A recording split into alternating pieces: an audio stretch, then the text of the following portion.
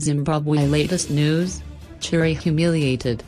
Police Commissioner General Augustine Chihuri was yesterday booed by thousands of Zimbabweans as he pledged allegiance to President Emmerson Mnangagwa.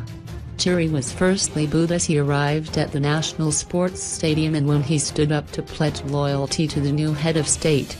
His humiliation reached the peak when he read his loyalty pledge as people vented their anger and chanted he should go, he should go, he should go, while others rolled hands to signal a substitution, a sign that is normally used in football. Contrary to the gratitude expressed to other members of the security sector, Chihuri, reportedly seen as part of a component of the security forces who wanted to defend former President Robert Mugabe's hegemony, had a torrid time maintaining composure as he struggled to read through his loyalty pledge. Mnangagwa kept calm and without the notable smiles he showed to other commanders that included Zimbabwe Defense Forces Commander General Constantino Chiwenga, Zimbabwe National Army Commander Philip Ferguson and Air Force Commander Prince Shiri.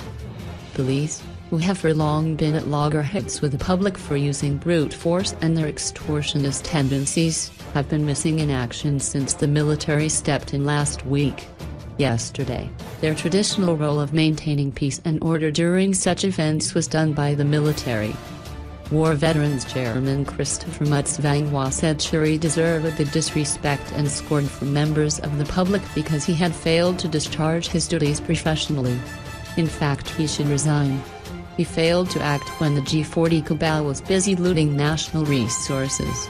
Instead, the work that was supposed to be done by the police ended up being done by the military, he said.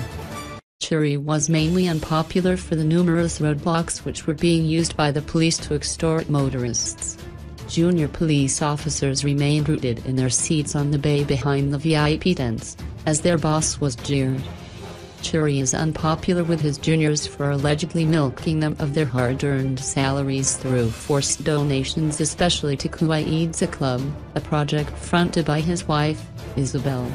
National Vendors Union of Zimbabwe leader Stens Vorwadza said he was happy that Chihuri got a public roasting as he allegedly led police into victimizing members of his organization. The reason why he was booed down by the people is that he presides over the oppression of the people of Zimbabwe.